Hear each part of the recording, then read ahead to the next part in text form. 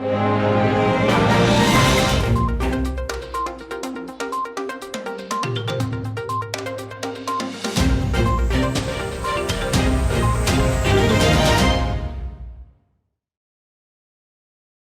नवंबर 1996 की इस शाम को सऊदी अरेबिया की एयरलाइंस की एक परवाज ने मामूल के मुताबिक दिल्ली हवाई अड्डे से उड़ान भरी।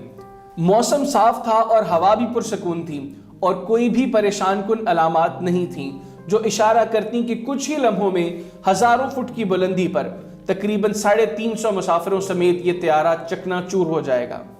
तकरीबन 500 किलोमीटर फी घंटा की रफ्तार से परवाज करता हुआ ये बोइंग 747 चंद मिनटों में 14,000 फुट की बुलंदी पर पहुंच चुका था और इसने दिल्ली हवाई अड्डे के एयर ट्रैफिक कंट्रोल से मजीद ऊपर जाने की इजाजत मांगी।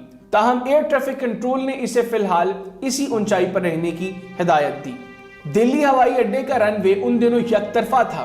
इस वक्त मुखालिफ समत से एक काजिक त्यारा IL 76 15,000 फुट की बुलंदी पर दिल्ली की तरफ गामजन था। दिल्ली ATC ने इसे FL 150 यानी 15,000 फुट की बुलंदी पर परवाज बरकरार रखने की हिदायत दी।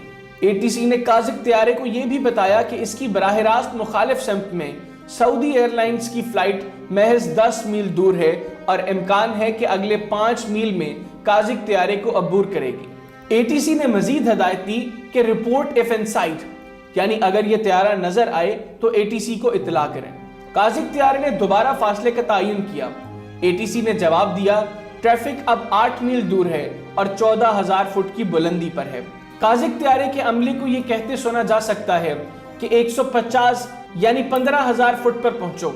दिल्ली हाईकोर्ट के जज RC लाहौटी की सदारत में हादसे की तहकीकात के लिए कायम शुदा तफ्तीश में यह इंकशाफ हुआ कि काजिक त्यारे के कॉकपिट में जो गुफ्तगू हुई उसके मुताबिक रेडियो अफसर ने दोनों जहाजों के टकराने से ऐन 4 सेकंड पहले सऊदी त्यारे को सामने देखा था। यह वाकया हवाबाजी की तारीख के बदतरीन हादसात में से एक है। उसमें मजमूई तौर पर 8 मुल्कों के 351 अफराद हलाक हुए, जिसमें सऊदी एयरलाइंस की फ्लाइट में 312 मुसाफिर और अमले के 23 अरकान थे और काजिक हवाई जहाज में 32 मुसाफिर और अमले के 5 अरकान थे। इस तरह सऊदी त्यारे के अमले के आखिरी अल्फाज ये जाहिर करते हैं कि उन्होंने भी काजिक त्यारे को आखिरी लम्हात में देखा और वो समझ गए थे कि मौत अनकरीब है। लाहौटी कमीशन के मुताबिक उनके आखिरी अल्फाज थे, अस्तगफिरुल्लाह इन्ना लिल्लाहि व इन्ना इलैहि राजिऊन। त्यारों के मलबों से ये अंदाजा लगाया गया कि काजिक त्यारा सऊदी त्यारे से नीचे आ चुका था और सऊदी त्यारा नजर आते ही फौरी तौर पर अपनी सही बुलंदी यानी 15,000 फुट पर जाने की कोशिश की और ऐन उसी वक्त उसका पिछला हिस्सा सऊदी त्यारे के दाएं पर से टकरा गया। जमीन पर दोनों त्यारों के तसादुम का कोई चश्मदीद गवाह मौजूद नहीं था। ताहम हवा में एक शख्स था जिसने हादसे के चंद ही लम्हों बाद का मंजर एयर ट्रैफिक कंट्रोल को बयान किया।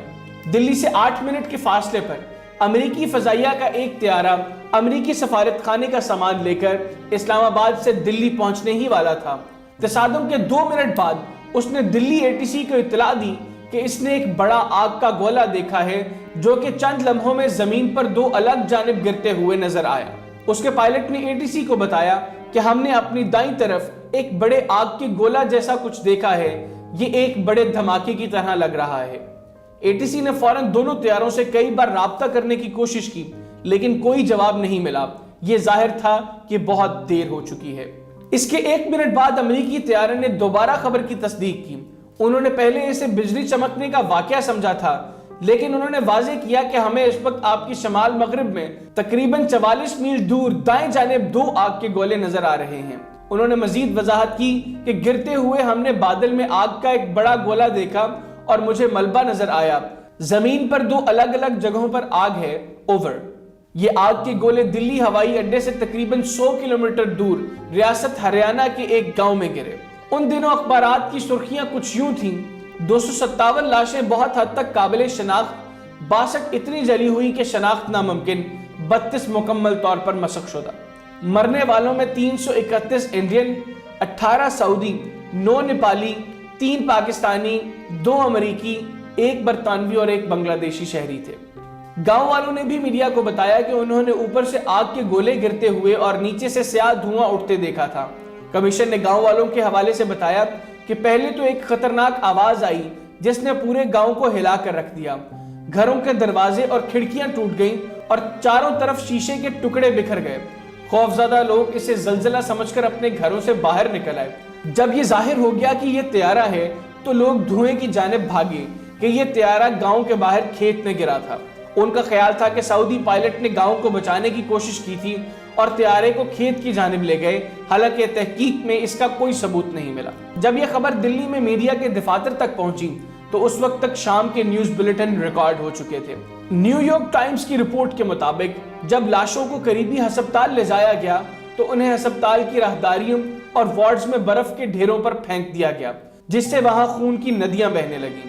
چونکہ مقامی ہسپتال میں لاشوں کو محفوظ رکھنا آسان نہ تھا اور کئی لاشیں اس حد تک جل چکی تھیں یا بکھر گئی تھیں کہ ان کی شناخت ناممکن تھی اور انہیں جلانا یا ان کی تدفین فوری طور پر ضروری تھی۔ لیکن اس معمولی کام نے چند ہی لمحوں میں انڈین معاشرے کے پرانے تنازعات کو واضح کر دیا۔ ایک ہندو جماعت نے مطالبہ کیا کہ غیر پہچان شدہ جلی ہوئی اور بکھری لاشوں کو ہندو رسومات کے مطابق جلایا جائے۔ مسلمانوں نے اس کی مخالفت کی۔ بالآخر کئی گھنٹوں کے مذاکرات کے بعد یہ طے ہوا کہ ہوائی جہاز میں مسلمان اور ہندو نامعلوم مردوں کے تناسب کے مطابق لاشوں اور ان کی باقیات کو تقسیم کیا جائے گا۔ مجموعی طور پر 76 مسلمانوں، 15 ہندوؤں اور 3 عیسائیوں کی لاشیں ناقابل شناخت تھیں یا ان کے چند اعضاء ملے اور جن کی باقیات کو دفن کیا گیا یا جلایا گیا۔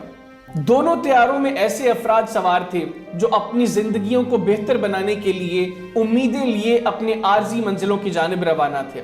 کازک طیارے کو چند تاجروں نے چارٹر کر رکھا تھا جو کہ آنے والے موسم سرما کے لیے سستے کپڑے خریدنے کے لیے دلی آ رہے تھے۔ سعودی ہوائی جہاز میں زیادہ تر مزدور تھے جو سعودی عرب میں تیزی سے بڑھتے ہوئے تعمیراتی شعبے میں ملازمت کرنے جا رہے تھے۔ اس خوفناک حادثے میں ایک خوش قسمت شخص ایسا بھی تھا جسے احتجاج کے باوجود طیارے میں بیٹھنے کی اجازت نہ ملی اور وہ حادثے کے تقریباً 1 ہفتے بعد سعودی آ گیا۔ ایک ایسی فیملی بھی تھی جسے حادثے کے 5 روز پہلے روانہ ہونا تھا، لیکن ان کے بچے کے بیمار ہونے کی صورت میں انہیں تاخیر سے جانا پڑا۔ اس حادثے میں زیادہ تر افراد معاشرے کی کمزور طبقے سے منسلک تھے۔ متاثرین کے مطابق بھارتی حکومت نے انہیں کوئی معاوضہ نہیں دیا۔ پارلیمان کے ایک رکن نے جولائی 1998 میں حکومت سے دریافت کیا کہ کیا لاہوٹی کمیشن نے اپنی رپورٹ پیش کر دی، کیا اس نے طیارے کے ٹکرانے کے لیے کازک عملے کو ذمہ دار ٹھہرایا، اور اگر ہاں تو کیا انڈین حکومت نے کازک حکومت سے تحقیقات کے تمام اخراجات اور معاوضے کا مطالبہ کیا۔ وزیر برائے سول ایویشن نے صرف اتنا جواب دیا کہ ہاں، کمیشن نے رپورٹ پیش کر دی اور رپورٹ زیر غور ہے، تاہم سعودی حکومت نے ہر مرنے والے شخص کے لواحقین کو 12,000 پاؤنڈ ادا کیے۔ حادثے کے برسوں بعد بھی اس طرح کے ہوا میں طیاروں کا ٹکرانا ناقابل یقین صورتحال نظر آتی ہے، لیکن 349 افراد کی اموات حتمی ہے، کم از کم ان کے لیے جنہوں نے اپنے کسی قریبی کو اس حادثے میں کھویا۔